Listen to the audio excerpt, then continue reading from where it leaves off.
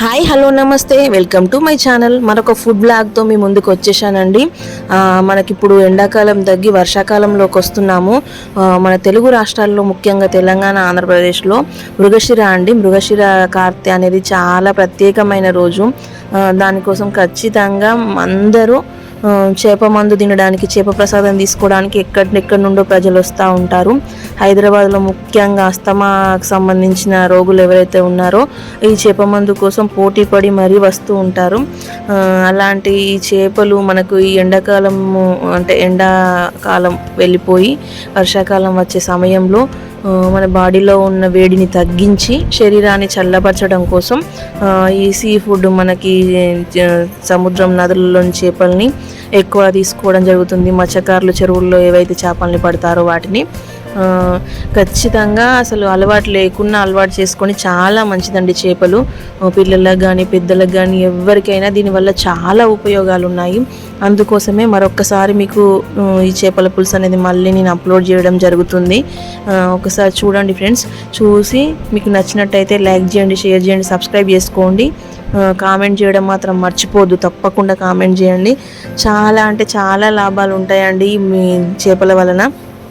అందులో ముఖ్యంగా మన కంటి చూపును మెరుగుపరుస్తుంది. గుండె జబ్బులకు రాకుండా ఒక మంచి మెడిసిన్ లాగా పనిచేస్తుంది.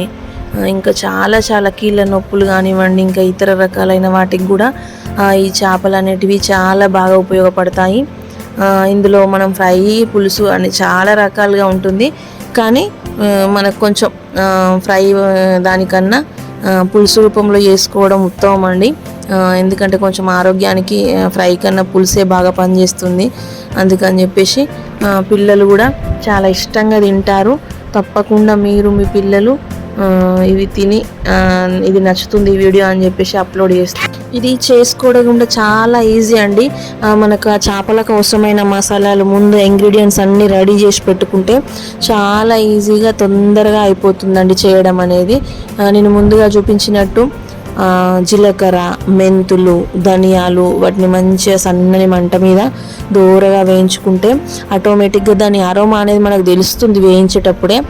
మంట పెద్దగా పెట్టద్దండి, చిన్నగా పెట్టుకొని వేయించుకుంటే అది లోపల కూడా పచ్చిదనం అనేది లేకుండా పూర్తిగా వేగిపోయి మంచి స్మెల్ అనేది మనకు ఆటోమేటిక్గా ఫస్ట్ అవి వేయించేటప్పుడే వచ్చేస్తుంది.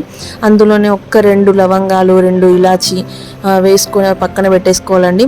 అలాగే ఒక మీడియం సైజు 2 ఉల్లిగడ్డలు తీసుకొని వాటిని కూడా చిన్న ముక్కలు కడిగేసుకొని, అంటే మనకు నార్మల్గా అంతకు ముందుకు పెద్దవాళ్ళు ఎలా అనంటే కట్టెల పొయ్యి ఉంటుంది కదండి, ఆ పొయ్యిలోనే డైరెక్ట్గా కాల్చి ఆ పైన పొట్టును తీసేసి పేస్ట్ చేసుకునేవాళ్ళు. కానీ మనకి ఇప్పుడు ఉన్న సిచ్యువేషన్లో ఈ సిటీ బిజీ లైఫ్లో మనకు ఆ కట్టెల పొయ్యిని ఎవ్వరు తక్కువగా యూజ్ చేస్తున్నారు. కాబట్టి ఇలా చిన్న ముక్కలు చేసుకొని కొంచెం వేయించుకుంటే అంత ఫ్లేవర్ కాకుండా కొంచెం మనకు అదే దగ్గరలో ఫ్లేవర్ అనేది రావడం జరుగుతుంది. అట్లా వేయించేసుకోవాలి. అలాగే కొన్ని వెల్లుల్లి రెబ్బలు, కరివేపాకు ఇవన్నీ చింతపండు నానేసుకొని ముందే అన్నీ రెడీగా పెట్టేసుకొని ఈ ప్రాసెస్ అనేది స్టార్ట్ చేసుకోవాలండి.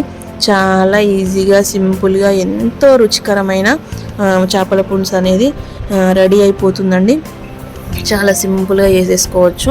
అట్లా ముందుగా ఫస్ట్ మనం ఒక కడాయి తీసుకొని అందులో ఆయిల్ పోసేసుకొని అందులో ఏవైతే మనము ఆనియన్, వెల్లుల్లి పేస్ట్ చేసి పెట్టుకున్నామో అది వేసి అది కొంచెం పచ్చి వాసన పోయేదాకా వేయించుకున్న తర్వాత అందులోనే ఈ ధనియాలు, జీలకర్ర, మెంతులు మనం ఏవైతే పొడి చేసి పెట్టుకున్నామో అది కూడా వేసుకొని అది కొంచెం మగ్గిన తర్వాత అందులోనే పసుపు, కారం, ఉప్పు ఇవన్నీ వేసుకొని మంచిగా నూనెలో ఉడకనివ్వాలండి.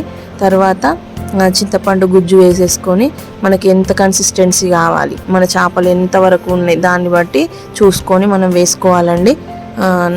మనకు అంటే గ్రేవీ టైప్ కావాలా, ఎక్కువ సూప్ టైప్ కావాలా, దాన్ని బట్టి మీరు ఎక్కువ తక్కువ అనేది పోసుకోవచ్చు. అట్లా పోసేసుకొని మంచి పులుసు అంతా మసిలి మనకు దగ్గర అంటే ఒక 1-2 మినిట్స్ అయితే మనం అనుకున్న కన్సిస్టెన్సీ వస్తుంది అన్న టైంలో ఈ చేప ముక్కలన్నిటిని వేసేసుకొని ఫస్టే ఒక్కసారి కలిపేసుకొని పక్కన పెట్టుకోవాలండి. చేపలను ఎప్పుడు మొత్తం కదుపుతూ ఉండొద్దు. ఒక్కసారి కలిపేసుకొని పెట్టేసుకొని 5 మినిట్స్ క్లోజ్ చేసుకొని దానిపైన మసాలా అలాగే కొత్తిమీర వేసేసుకొని ఆఫ్ చేసేసుకుంటే ఎంతో రుచికరమైన మనకు చేపల పులుసు అనేది రెడీ అయిపోతుందండి. చూడండి ఫ్రెండ్స్ ఎంత బాగుందో కన్సిస్టెన్సీ కూడా.